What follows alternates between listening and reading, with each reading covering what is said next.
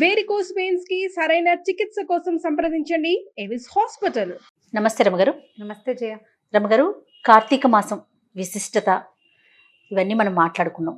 మరి నెక్స్ట్ మార్గశిర మాసం, ఈ మాసం యొక్క ప్రాముఖ్యత, అలాగే ఈ మాసంలో మనము అంటే కార్తీక మాసంలో కార్తీక పురాణం అంతా వింటాం కదా, మార్గశిర మాసంలో ఏం చేయాలి రమగారు? మార్గశిర మాసం అంటే అసలు భగవానుడు చెప్పాడు శ్రీకృష్ణ పరమాత్మ భగవద్గీతలో, మాసాన మార్గశీర్షోహం అని. నేను మాసాలలో మార్గశీర్ష మాసం అంటే పరమోత్తమమైన మాసం మార్గశీర్షం అంటారు. అయితే మార్గశీర్షంలో తొలి రోజుల్లో కాకుండా సంక్రమణం అయ్యాక సూర్యుడు రవి సంక్రాంతి ఎప్పుడు వస్తుంది? రవి సంక్రమణం, ధనుస్ సంక్రమణం అంటాం. దాన్ని మనం నెలగంటు పెట్టడం, నెలపట్టు పట్టడం ధనుర్మాసం. ఆ ధనుర్మాసం రావడానికి 15-16 తారీఖులు అట్లా వస్తుంది. 12, 13, 14, 15 ఆ తారీఖుల్లో.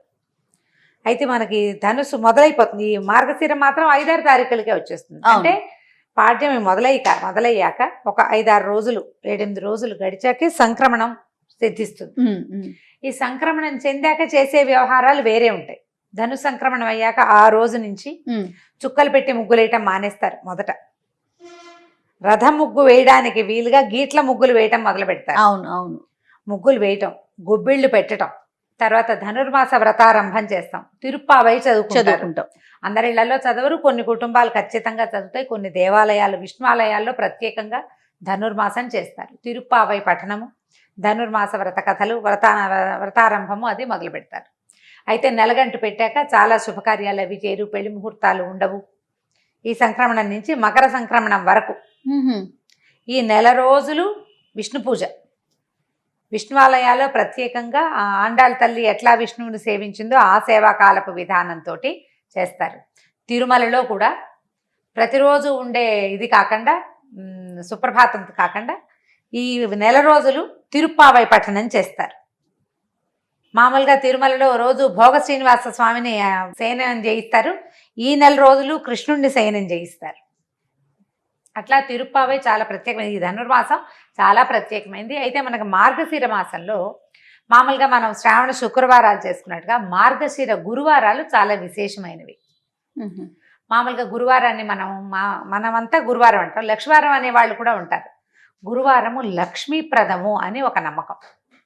గురువారం లక్ష్మీవారం కాబట్టి ఆ రోజు మంగళసూత్రాల్లో మార్చుకోరు, ఆ రోజు డబ్బులు ఇవ్వరు, ఆ రోజు తలంటు పోసుకోరు. ఆ విధానాలు కొన్ని ఊళ్ళల్లో ఉంటాయి.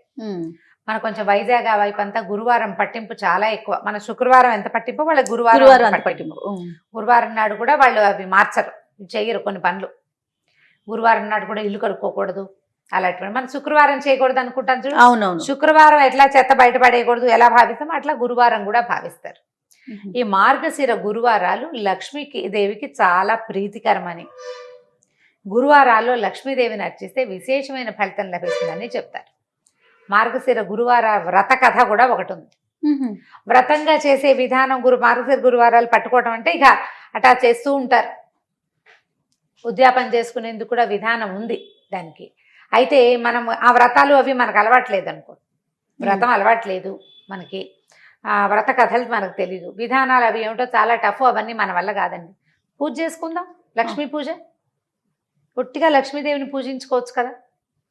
గురువార వ్రతాల్లో ఏంటంటే తలకి నూనె రాసుకోకూడదు, తల దూకోకూడదు, నూనె రాసుకుని తలంటి పోసుకోకూడదు. గురువారం నాడు ఒట్టిగా తలకి స్నానం చేయాలి. మనం బుధవారం నాడు నూనె రాసుకుని తలంటి పోసుకుంటాం. గురువారం నాడు ఒట్టి తల స్నానం, పసుపు రాసుకుని తల స్నానం చేయాలి విధి. తల పిడ పెట్టుకోవాలి, తల ఆరంగానే మూడేసుకోవాలి, కానీ తలకాయ దువ్వుకోకూడదు. ఆ రోజున తల అంటుకోకూడదు, నెత్తికి నూనె పెట్టకూడదు, తల దువ్వుకోకూడదు. ఈ 2 ప్రధాన విధులు. పూజ అయ్యేదాకా ఏమీ తినకూడదు. పొద్దున్నే పూజ చేసేసుకోవాలి తొందరగా.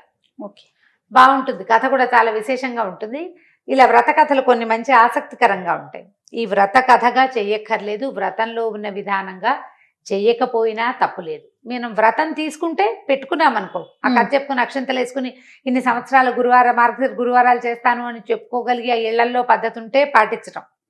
ఇంట్లో పద్ధతి లేని వాళ్ళు కొత్తగా మొదలు పెట్టద్దు. వ్రతం వద్దు, పూజే చేసుకుందాం మనం. లక్ష్మీదేవికి ఏమి ఇష్టం, ఆమెను పూజించాకే భోజనం చేయాలి. ఎవరికైనా ఏదైనా దానం ఇవ్వాలి. లక్ష్మీ పూజ ముఖ్యము. ఇది చేయటం ఈ 5 వారాలు 4 వారాలు వస్తే మొదటి వారము ఒక రకం, రెండో వారం ఒక రకం, అట్లా నైవేద్యాలు కూడా విశేషంగానే ఉంటాయి. నైవేద్యము చిత్రంగానే ఉంటాయి కథ ప్రకారం. మనం అవేం పెట్టం. లక్ష్మీదేవికి పాయసం ఇష్టం. పాయసంలో ఇంత శనగపప్పు వేసి వండండి. పరమాన్నం వండుకోవటం గురువారం. పరమాన్నం వండుకుని నైవేద్యం పెట్టుకోండి. మామూలు లక్ష్మీ పూజ చేసుకుంటామా మనం ఎలా చేస్తాము? శ్రీ సూక్త విధానంతో చేసే అలవాటు కొంతమంది ఇంట్లో ఉంటుంది. శ్రీ సూక్తం రాదు మనకి. చిన్న పుస్తకాలు లక్ష్మీదేవి నిత్య పూజా విధానము అని దొరుకుతుంది మనకి. లేదా శుక్రవారం నిత్య గౌరీ పూజ, శుక్రవారం లక్ష్మీ పూజ అన్ని కలిపి 5 రూపాయల పుస్తకం జయంతి ఉంటుంది. సన్నది ఒక 18-10 పేజీలు ఉంటాయి. ఓ పుస్తకం ఈసారి కొనుక్కు తెచ్చుకోండి. చిన్న చిన్న శ్లోకాలు, టఫ్గా ఉండవు. ఒకదాని తర్వాత ఏం చెయ్యాలో చెప్తాయి. ఆ పూజా విధానం ప్రకారం పూజ చేసుకోండి. కూర్చుని ఇల్లు శుభ్రంగా చేసుకోండి. పొద్దున్నే ఇల్లు ఉడిచి తడిబట్టి పెట్టేసుకోవటం, బాకెట్లో ముగ్గేసుకోవటం, పెందరాళ్ళే చెక్కమని ఒంటి మీద నెత్తి మీద నీళ్ళు పోసుకోవటం, పూజ చేసుకోవటం. బ్రేక్ఫాస్ట్ ఎత్తేసి లంచ్ చేయండి పోనీ, లేదా బ్రంచ్ లాగా చేసుకోండి. వంట చేసుకుని అక్కడ పెట్టుకుని పూజ చేసుకుని తర్వాత భోజనం చేయండి. ఈ ఒక్క నియమం పాటించండి చాలు. తినకుండా పూజించుకోవాలి ఈ ఒక్క రోజు. ఓపిక లేదు మీకు, ఊరుకోండి. దండం పెట్టి లక్ష్మీ అష్టోత్తరం చదువుకోండి. వాళ్ళ మార్గశిర గురువారం చాలా మంచి రోజు అయితే సరిపోతుంది. సాయంకాల పూజ లేదు, ఇది పగటి పూజ పొద్దున్నే. సాయంత్రం లక్ష్మీ పూజ మనం ఎప్పుడు చేస్తాము? దీపావళి అప్పుడు చేసుకుంటాం. అవును. ఈ గురువారం లక్ష్మీ పూజ మాత్రం పొద్దున్నే చేసుకోవాలి. ఉదయకాలమే పూజ చేసుకోవటము, ఓ నమస్కారం చేసుకోవటం, పాయసం నివేదన చేసుకోవటం, కానిచ్చుకోవటం. ఇంకా తర్వాత ఇంకా వ్యవహారం ఏం లేదు. దీనికి ఏకభుక్తము, భూషయనము లాంటి నియమాలు ఏం లేవు. పూజ మాత్రం ఇంపార్టెంట్. ఓకే. వ్రత కథ ఏమైనా చెప్తారా? చెప్తాం కదా. పూర్వం ఒక బ్రాహ్మణ కుటుంబం ఉండేది. సుశీల అని ఒక పిల్ల ఉంది వాళ్ళకి. అయితే సుశీల కాస్త 4-5 ఏళ్ళు వచ్చాక తల్లి మరణించిందట. తండ్రి ద్వితీయ వివాహం చేసుకున్నాడు. పెద్దగా అంత అపేక్షగా చూసేది కాదు ఆవిడ. పర్వాలే ఏదో ఒక మాదిరిగా చూసేది. ఆవిడకి వరుసగా పిల్లలు పుట్టారు. పిల్లల్ని ఎత్తుకుని ఆడించడానికి ఈ చిన్న పిల్లకి సుశీలకు అప్పచెప్పేది. ఎత్తుకుని ఆడించడానికి ఎత్తుకోవాలిగా, చేతిలో బెల్లం ముక్క పెట్టేది.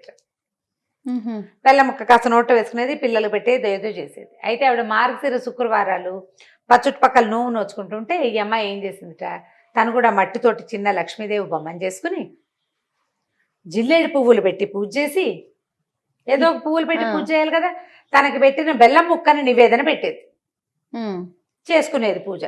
కొంతకాలానికి పిల్లకి వివాహం అయింది. పెద్ద పిల్లకి పెళ్లి చేసేశారు. ఈ పిల్ల ఏం చేసిందట, తను పూజ చేసిన చిన్న లక్ష్మీదేవి మట్టి బొమ్మ ఉంది కదా, ఆ బొమ్మను కూడా పుచ్చుకెళ్ళిపోయింది కాపురాన్ని. సుశీల తీసుకెళ్ళిపోయాక పుట్టింట్లో ఉన్న సంపద అంతా పోయింది. వాళ్ళు చాలా దరిద్రులు, దౌర్భాగ్యులు అయిపోయారు. ఏమీ లేదు. ఎంతో బాధపడేవాళ్ళు. ఎందుకు మన పరిస్థితి ఇట్లా అయిందని చాలా చింతించేవాళ్ళు తల్లి తండ్రి కూడా. సరే అక్కడ అత్తారింటికి వెళ్ళింది. చక్కగా అక్కడ ఘనంగా మార్గశిర గురువారాలు పూజ చేసుకోవడం వచ్చింది. అక్కడ వాళ్ళు డబ్బులు ఉన్న చోట ఇచ్చారు. ఈ అమ్మాయి వెళ్ళాక వాళ్ళకి విపరీతంగా సంపద వృద్ధి అయిపోయింది. పొలం పుట్ర, గొడ్డు గోద, ఇల్లు వాకిలి, అబ్బో ఎన్నో ధనధాన్య సమృద్ధిగా ఉన్నారు. చక్కగా పూజ చేసుకునేది. ఇంకా సంపద ఇతోధికంగా వృద్ధి అవుతూ ఉంది. అయితే ఏమైందట, తల్లి తమ్ముడిని ఇచ్చి పంపించింది. మన పరిస్థితి ఏం బాగుండలేదు, అక్కయ్యని ఏదైనా సహాయం చేయమని. ఈవిడేం చేసింది, చూసి అయ్యో పాపం మన నాన్న పరిస్థితి బాగుండలేదని ఒక కర్రని, పొడుగ్గాటి కర్రని తొలిపించి అందులో వాసాన్ని తొలిచేసి అది నిండా బంగారు వరహాలు పూసి తమ్ముడు చేతిలో పెట్టింది. తీసుకెళ్ళి నాన్నకి ఇవ్వరా అని. వీడేం చేశాడు, ఎక్కడికో వెళ్తూ ఆ కర్రని ఎక్కడో పెట్టాడు, మర్చిపోయాడు. అక్క ఏమి ఇచ్చిందంటే కర్ర ఇచ్చింది, ఎక్కడో వదిలేశాను అన్నాడు. ఏం చేస్తారు, వాళ్ళ పరిస్థితి బాగుండలే. మళ్ళీ కొన్నాళ్ళకి మళ్ళా పంపించారు. కర్ర ఏం చేసావురంటే ఎక్కడో వదిలిపెట్టానక్క అన్నాడు. సరే ఈవిడేం చేసింది, చెప్పుల చేత కుట్టించింది నాన్న కోసం. చెప్పుల్లో లోపల వరహాలు పెట్టి కుట్టించింది. వీడు ఆ చెప్పుల చేత గుడ్డలో చుట్టి నాన్నకి చెప్పులు అని చెప్పిస్తే ఆ చెప్పుల చేత ఎక్కడో పెట్టి దేనికో చెరులోకి మంచినీళ్ళకి దిగాడు, ఎవరో పట్టుకుపోయారు. అయ్యో. మళ్ళీ 3ఓసారి వచ్చాడు. తల్లి బాధపడింది, అయ్యో ఏమిటి మన దరిద్రం తీరట్లేదు, వెళ్ళేదో సహాయం చేస్తోంది, ఏదో మొదలు పెడుతోంది, అదేమిటో అవటం లేదు. అందుకని 3ఓసారి పంపిస్తే ఆవిడేం చేసింది, గుమ్మడికాయని పైన డిప్ప తొలిచి దాని నిండా వరహాలు పసి గుమ్మడికాయని మూత పెట్టేసి ఇచ్చింది. ఇంటికి పట్టుకెళ్ళి అమ్మ చేతికి ఇవ్వు, నేను ఇచ్చానని చెప్పాను. ఆ గుమ్మడికాయని చెరువు గట్టు మీద పెట్టి సంధ్యావందనాన్ని దిగట్టు తమ్ముడు. ఎవరో గుమ్మడి పండు బాగుందని పట్టుకుపోయారు. ఇంటికి వెళ్ళి చెప్పాడు గుమ్మడి పండు ఇచ్చింది అని. ఏదో పెట్టించి ఉంటుందని ఊహించింది తల్లి. ఏమిటో అవటం లేదా, నీకు ఇట్లా కాదురా, నువ్వు నాన్న అందరు ఉండండి, నువ్వు నాన్న ఇక్కడ ఉండండి, నేను చిన్నపిల్లల్ని తీసుకుని వెళ్తానని అక్కయ్య దగ్గరికి వెళ్ళి, కూతురు దగ్గరికి వెళ్ళి, ఏమిటి అమ్మ నువ్వు సహాయం చేసావు కానీ ఏమి అవటం లేదమ్మా, ఇట ఉందమ్మా అట ఉందమ్మా అంటే బాగా ఆలోచించుకుని, అమ్మ మార్గశిర మాసం వచ్చింది, గురువారం నువ్వులు నోచుకుందాం, మరి నువ్వు నా దగ్గరే ఉండు, ఏమి తినబోకమ్మా అని చెప్పింది. సరేలే, చిన్నపిల్ల అంటే నేను ఎందుకు తింటాను అంది. అన్నది పిల్లలకి చద్దనాలు పెడుతూ ఆవిడ పిల్లలకి తన పిల్లలకి కూడా ఓ ముద్ద నోట్లో వేసుకుంది. ఉప్పు సరిపోయిందో లేదో పెరుగన్నంలో నోట్లో వేసేసుకుంది. అయ్యో ముద్ద నోట్లో వేసుకున్నానంటే ఇంక నోవు పనికిరాదుగా, కూతురు ఒకతే నోవు నోచుకుంది. రెండో వారం అమ్మ ఏమి తినకమ్మా అంటే సరేలే అంది. కానీ పిల్లలకి తలగా ఎలుగు నూనె రాసు, తను కూడా నెత్తికి నూనె రాసేసుకుంది. చేతిలో పోసుకుంది, నూనె ఎక్కువైందని నెత్తికి రాసుకుంది. అట్లా చేస్తారు చూడు, కొబ్బరి నూనె పోసుకుంటారు, పిల్లలు తలకు రాస్తుంటే నూనె ఎక్కువైపోయింది అనుకో తలకు పట్టిస్తారు. అసలు చాలా బ్యాడ్ ప్రాక్టీస్, అది చేయకూడదంట పెద్దవాళ్ళు. తలకి నెత్తికి నూనె రాసుకుంది, అది పనికి రాలేదు. మరి ఇంకేం చేస్తారు? సరే ఇంకో రెండో వారము పోయింది.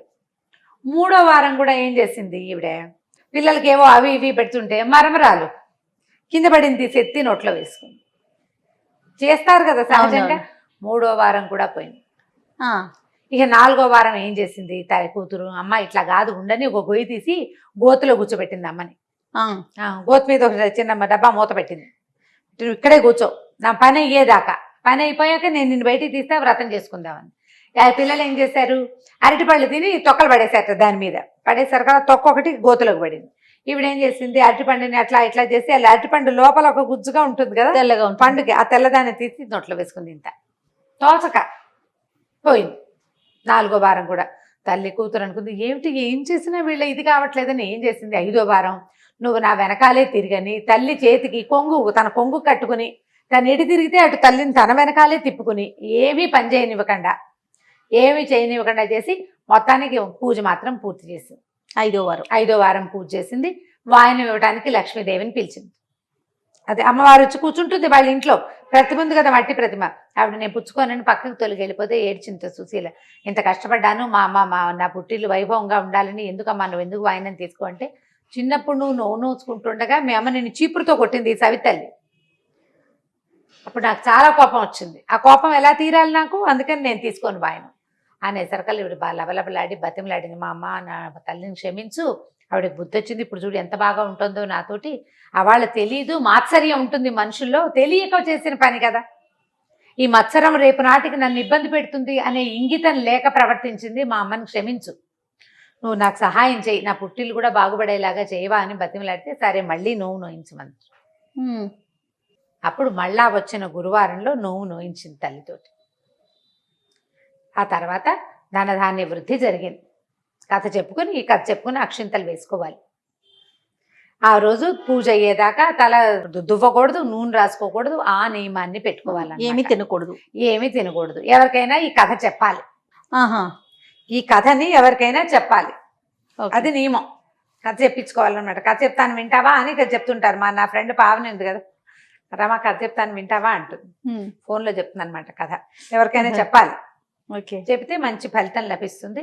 ఈ కథను చెప్పుకొని అక్షింతలు వేసుకోవటం. ఇప్పుడు మనం ఈ కథా విధానము, వ్రత విధానము, ఇంకా అవి ఉన్నాయి ఇందులో పద్ధతులు, నేను కొంచెం బ్రీఫ్గానే చెప్పాను. ఇళ్లలో ఉన్న వాళ్ళు చేసుకుంటారు. స్త్రీల వ్రత కథలని పుస్తకాలు ఉండి వ్రత కథలు ఫాలో అయ్యి వ్రతాలు చేసుకునే వాళ్ళు ఉంటారు, ఆ కథలు ఫాలో అయ్యే వాళ్ళు అవుతారు. మీ ఇంట్లో లేకపోతే దీన్ని మొదలు పెట్టుకోవద్దు, వద్దు పూజ చేసుకోండి లక్ష్మికి అంతే. మార్గశీర్ష మాసం భగవంతుడితోటి సమానమైన మాసం. ఈ మాసంలో సూర్య సంక్రమణం అయిన తర్వాత, ధను సంక్రమణం తర్వాత చేసే పూజా విధానాలు ఒక ఎత్తు అయితే, ఇందులో వచ్చే 4 లేదా 5 గురువారాలు పూజిస్తే విశేషమైన ఫలితం లభిస్తుంది. లక్ష్మీ ప్రసన్నంగా ఉంటుంది. అమ్మవారు నిత్యానపాయిని, స్వామిని వదిలిపెట్టదు. విష్ణు పూజ చేసే నెల ఇది. ఇలాంటప్పుడు లక్ష్మిని కూడా పూజిస్తే మనకి ఫలితం బాగుంటుంది. కాబట్టి ఈ 4 వారాలు 5 వారాలు, ఈసారి ఎన్ని గురువారాలు వచ్చినాయో అన్ని గురువారాలు నియమంగా లక్ష్మీ పూజ చేసుకోండి. లక్ష్మీప్రదమైన పువ్వులు కానీ, పళ్ళు కానీ, తర్వాత పసుపు కుంకుమలు ఎవరికైనా ఇవ్వండి, మంచి ఫలితం లభిస్తుంది తప్పకుండా. నమస్తే.